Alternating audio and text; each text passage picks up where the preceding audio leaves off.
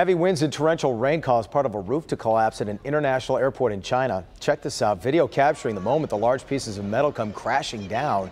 Vehicles parked outside were hit by all of this. Wind speeds were recorded at 67 miles an hour that day. The terminal's main structure was unaffected and flights actually continued as scheduled despite that. No injuries were reported. A tree thought to be planted by George Washington was damaged in a major storm on Friday. The Facebook page for George Washington's Mount Vernon posted photos of the tree and said the storm brought down the Canadian hemlock, as well as a Virginia cedar that stood watch over Washington's tomb for many years.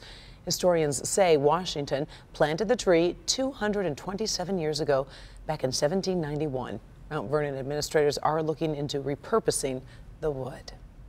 There is a bit of polar bear soap opera, I guess if you could term it that way, going on right now at the Detroit Zoo. It's all in the name of having baby polar bears. Take a look. This is Suka. She's 5 years old, comes to the zoo from Madison, Wisconsin. She's being brought here to meet her match. Zookeepers are hoping she'll mate with Nuka, a 13-year-old male living in the zoo's Arctic Ring of Life, maybe for baby Bazooka. I'm not sure yet. Okay, meantime, take a look. This female, Talini, who was born at the Detroit Zoo back in 2004, apparently is headed to Chicago to meet another male. Experts hope switching partners will lead to more mating since Talina and Nuka aren't clicking. Oh, yeah. I've heard she's got a little bit of an attitude. I don't know. Hopefully it all works out. Local 4 News at 6 is next. Here's Devin with what's coming up. Little Marvin Gaye. That's all you need. Go. Pump it right in there. Working on stories from East Lansing and Brandon Township, but first in Detroit. Larry? It's no secret there are a lot of abandoned properties on Detroit's east side. I'm Larry Sproul, and I'll tell you how one local company is turning these abandoned properties from rags to riches. All right, Larry, and startling abuse allegations rattling a Livonia nursing home. What sounded the alarm for relatives of the suspected victim in this instance? That's coming up. And we continue to follow the tense situation at Michigan State, where there have been clashes and a few arrests. This all outside the event held by white supremacist David Spencer, scheduled to speak there tonight. We will take you back to East Lansing Live next.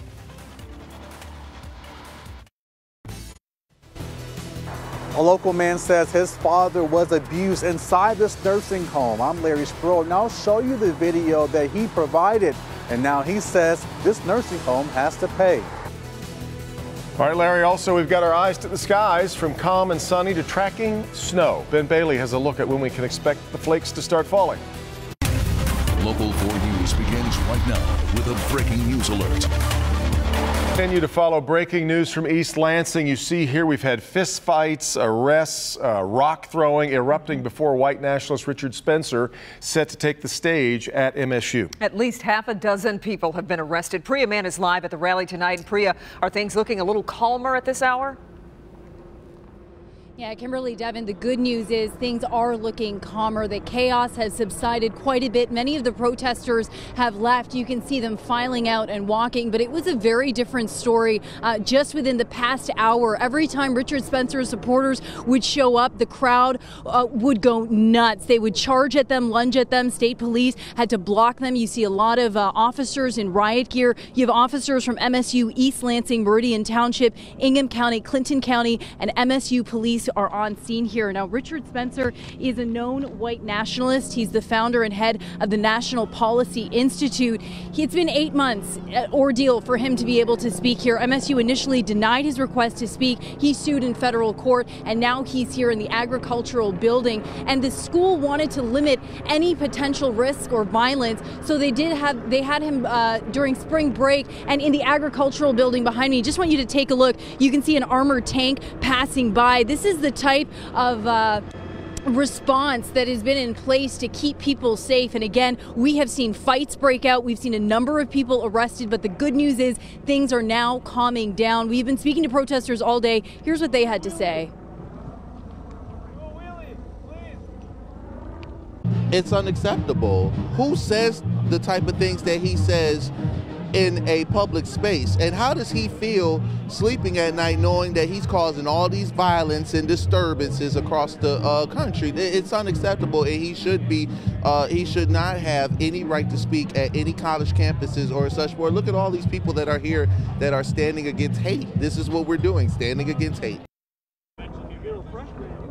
And as you can see, heavily armed police officers here, one with medic written on it, just to make sure that students here are safe, as well as Spencer supporters. You know, I have to say, when you saw them walking in, they were waving, smiling, clearly enjoying the amount of people who were out here protesting. Students here, grassroots organizers, they say Spencer should never have been allowed to speak here at MSU. Spencer says this is his First Amendment right to free speech and that he has every right to be here again. He was set to speak from 4:30 to 6:30 tonight. Most of the protesters have now gone. I think police now outnumber the amount of civilians who are here. But again, some very tense moments, as we've seen not only on this campus, but campuses across the country. Every time Spencer has spoken, this has been the turnout. And again, MSU hoping to minimize that risk by scheduling this event during spring break. Reporting live from East Lansing, I'm Priya Mann, Local 4. All right, updates throughout the evening here, both on the air and on Click on Detroit. All right, Priya. Kim.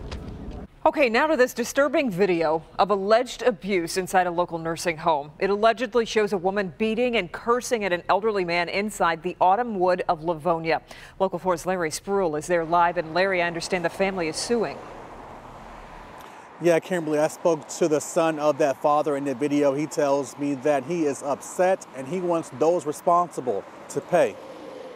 What happened to me and my dad and my family, what we've been through, is unbearable. Unbearable and just not right is what Salim Yunus told me Monday afternoon. He claims his father, Hussein Yunus, was abused by staff members here inside the Autumn Wood of Livonia nursing home. Yunus tells me his father, Hussein Yunus, started complaining to him in summer 2015.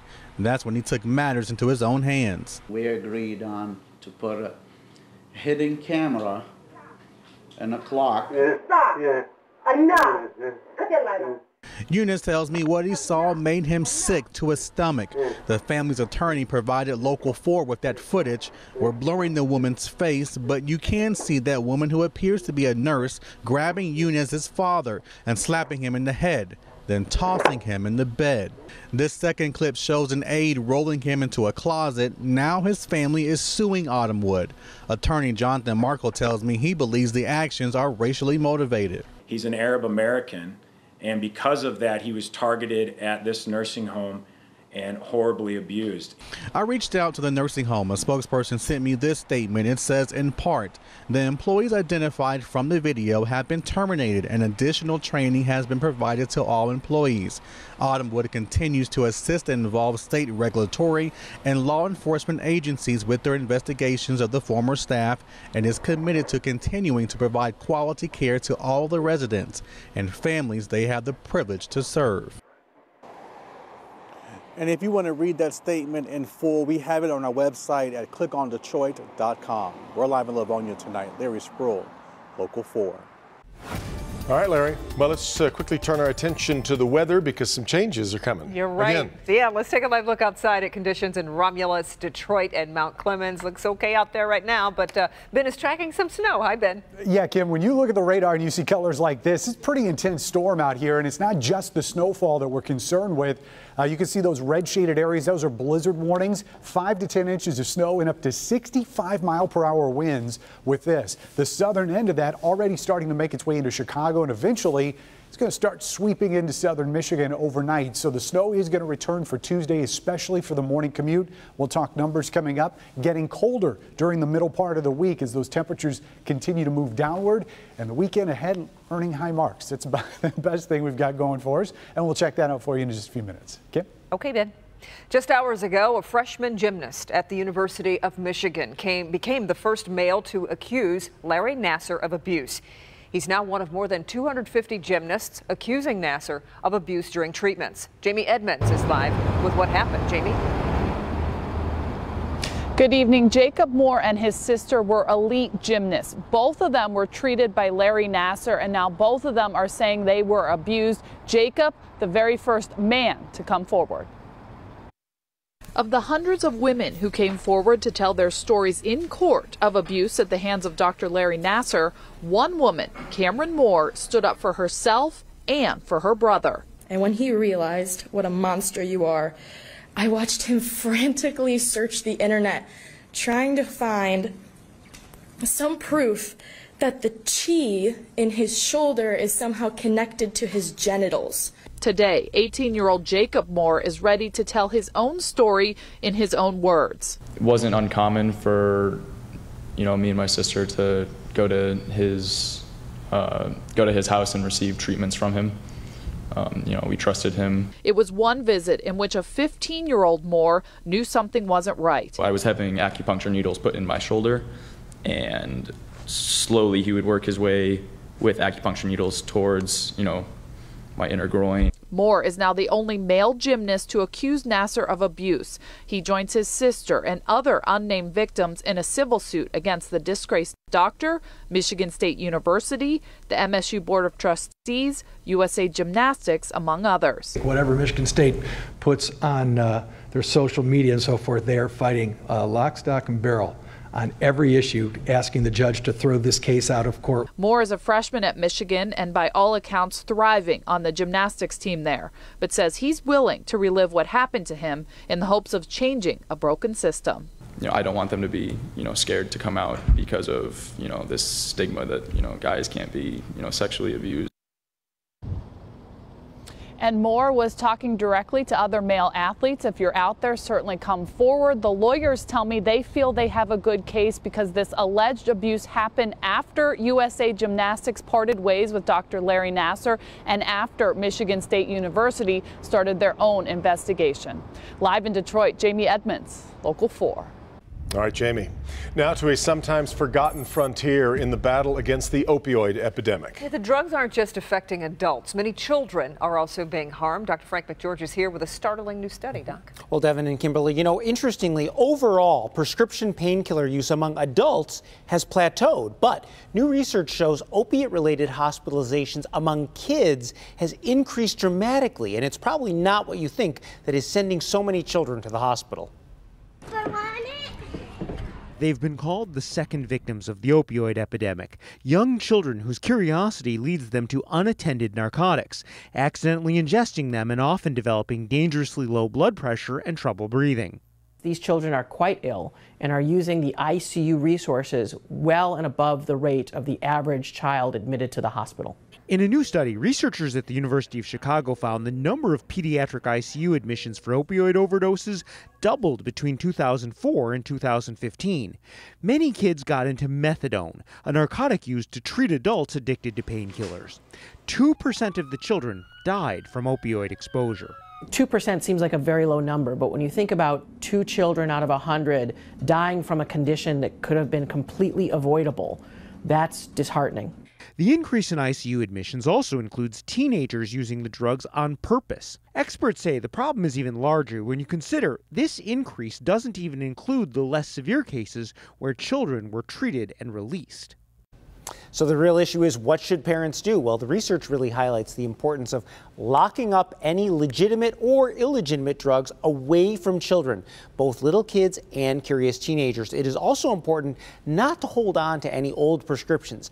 Get rid of them properly, dispose of them at one of the many drug take-back events. Yeah, so very important. You've talked about this so many times, not just opioid, but oh yeah, problem with a lot of medications in general. Right, exactly. Expired medications just need to be out of the house. Yeah. Yep. All right, Doc. Thank you, Doc. Larry?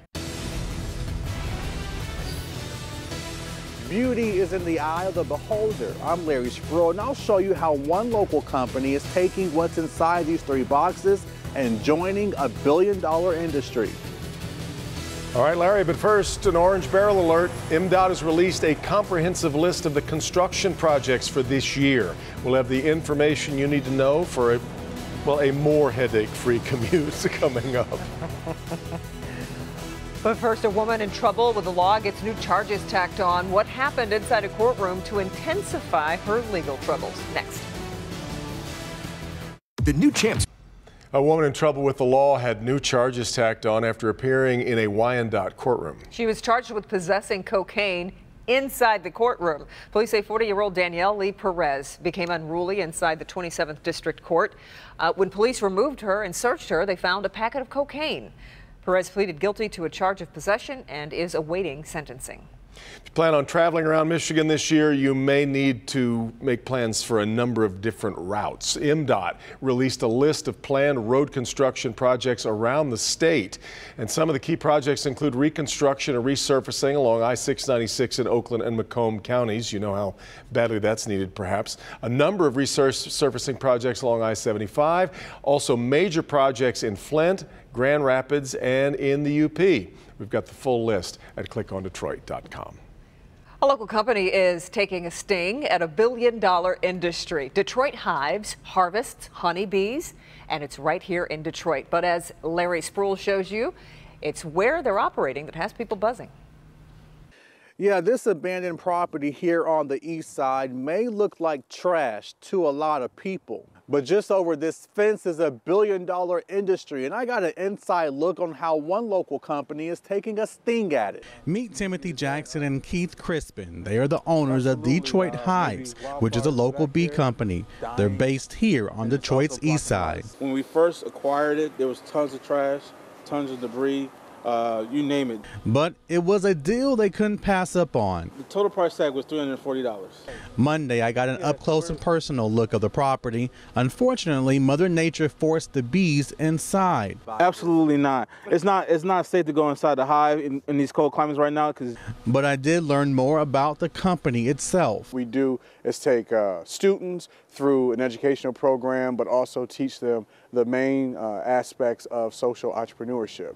It's an idea that has blossomed over the last year or so. Crispin tells me harvesting bees and using the honey is a popular business, so popular they won't have any honey until spring. The industry around honeybees right now in this country is somewhere between the $2 to $3.5 billion industry.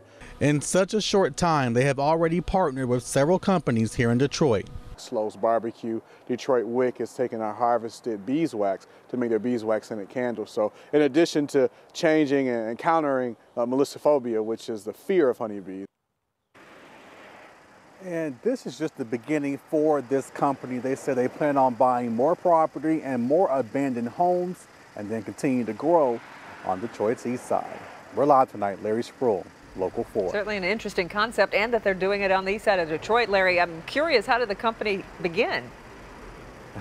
Well, Kimberly, it's pretty cool, actually. One of the owners, he tells me that he got sick last summer, and the doctor was like, you need to fight this allergy by local honey. And so he went and got some honey, and then the rest was history.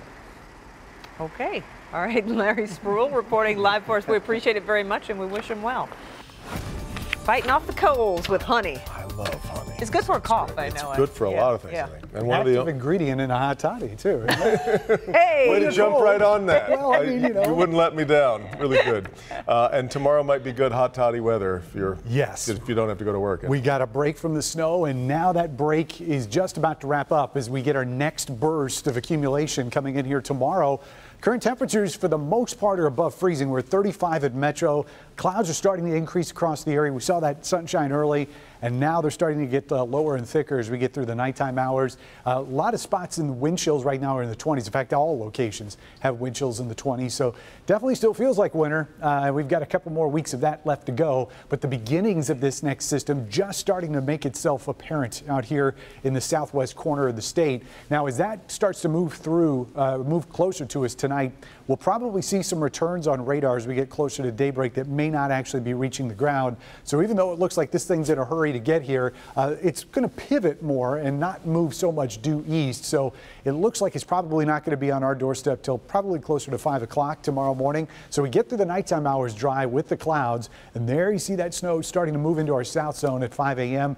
Going to be a snowy commute tomorrow, and you can see that this is not just going to be flurries. These are going to be snow showers with accumulation right through the 9 o'clock hour. We do get a little bit of a midday break, and then another push of precipitation, a little bit lighter, comes in the late afternoon and evening. And as temperatures start rising to the 40s here, especially south of the city, some of this could be rain or a mix of rain and snow, and then eventually turning back to snow as temperatures cool. But most of the moisture should be gone by then, except for what's coming Thursday night. This is very late into early Wednesday morning. Another little band of snow sets up here on the east side.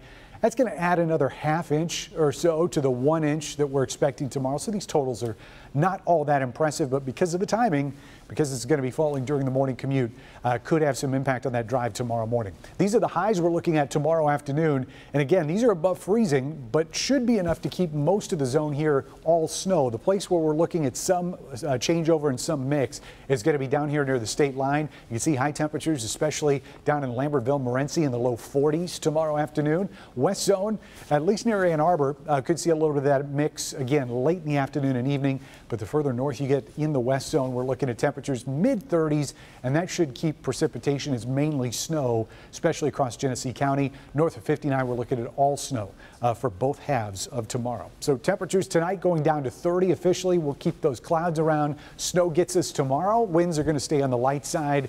And as we get through the next 7 days, that Wednesday morning snow again could add another ½ inch to the 1 inch we're expecting tomorrow.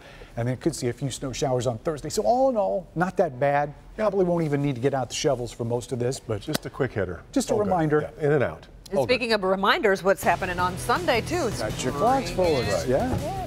All right, Bernie's coming up with sports. Stay with us.